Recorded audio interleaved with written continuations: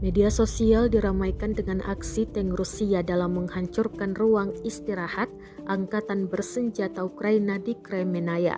Rekamannya beredar di Telegram pada Jumat, 7 April 2023. Dalam keterangan unggahan disebutkan operator UAV Rusia merekam saat menciduk dan juga pergerakan pasukan Ukraina di sekitar Kremenaya.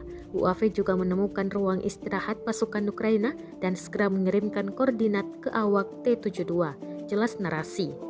Rentetan serangan diluncurkan tank, dampaknya ledakan dan kepulan asap tebal terekam drone pengintai. Hasilnya, militer Rusia mengklaim 2 benteng Ukraina hancur dan sampai rata. Rekamannya pun menuai berbagai komentar dari warganet.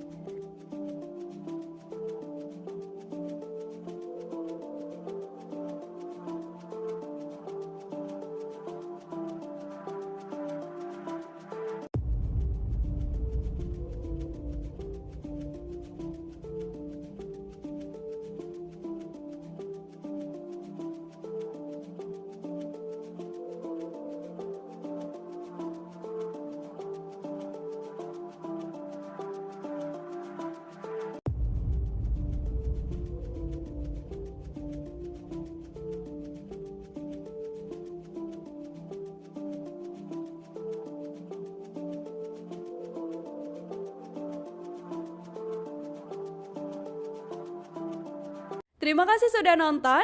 Jangan lupa like, subscribe, dan share ya.